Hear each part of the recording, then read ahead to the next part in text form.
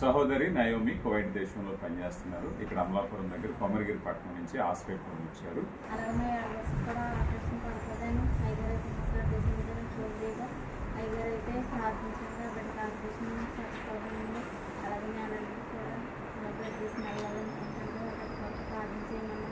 అలాగే చేశారని ఆ బిడ్డకైతే తొందరగా ఇది రావాలని నేను